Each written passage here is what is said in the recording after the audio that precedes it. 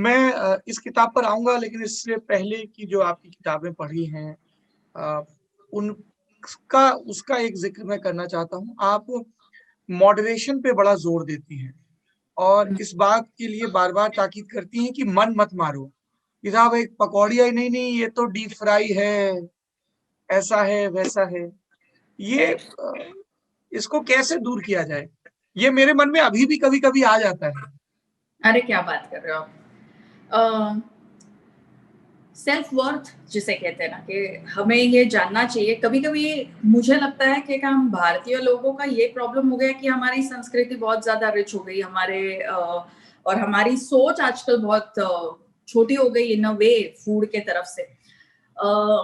हम शायद एक ही ऐसे नेशन होंगे जिनके पास में दाल भी बनाने के 1000 तरीके हैं। आलू की सब्जी भी हमारे यहाँ पर कम से कम 100 तरीकों की बनती रहेगी।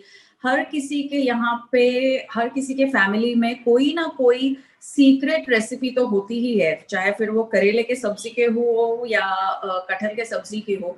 लेकिन हमारे पास तो रेसिपीज की भी सीक्रेट्स होती है।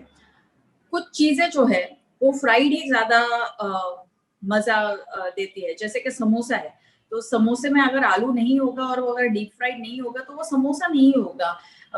जैसे कि ट्रम्प ने भी खाया था ब्रोकली का समोसा, फिर वो इलेक्शंस हार गए। मेरे हिसाब से वो ब्रोकली ही गलती थी।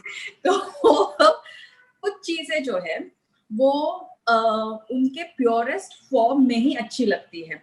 तो कोई चीजों का प्योरेस्ट फॉर्म डीप फ्राइड होता है, कोई चीजों का प्योरेस्ट फॉर्म बेक्ड होता है। जैसे कि आपने अगर ये डिसाइड किया कि बेसन के लड्डू को मैं डीप फ्राई करूंगा तो फिर उसमें मजा नहीं आएगा। या तो शकरकंद जो हम भून के खाते हैं। यस, बिल्कुल। तो हमें ये मान के चलना होगा कभी ना कभी, या हमें ये अवेयरनेस लानी पड़ेगी अपने में कि लैब्स बनने के पहले भी हमारे यहाँ की जो खाद्य संस्कृति है वो बहुत ज्यादा सोफिस्टिकेटेड थी। इंग्लिश आने के पहले भी हमारे नेटिव लैंग्वेजेस में हमने फूड विजडम एक जनरेशन से दूसरे जनरेशन तक बिना गूगल के पास कर दिया है। कि हमारे यहाँ की जो महिलाएं हैं उनके पास इतनी विद्या थी खाने के बारे में, स्वास्थ्य के बारे में, कि उनको किसी डिग्री की जरूरत नहीं थी। वो दिन में 24/7 वो बस इसी में जुटे रहते थे।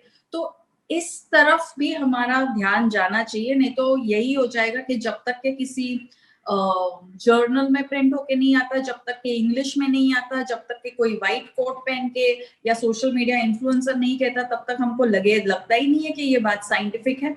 और हम बस इसी में घुस जाते हैं कि इसमें कितना फैट है, उसमें कितना कार्बोहाइड्रेट है, उसमें कितना शुगर है। लाइफ में फूड और बहुत कुछ कर देता है। तो प्यार मोहब्बत का बांटने का ये तरीका है, अलग अलग लोगों के एक साथ आने का ये एक तरीका है, फेस्टिवल सेलिब्रेट करने का ये तरीका है, शादी से लेकर श्राद्ध तक का जो सफर तय होता है उसका भी एक तरीका है। तो फूड को पूरे टोटलिटी में अपनाओ तो सुखी रहोगे और वेट लॉस से दूर रहोगे।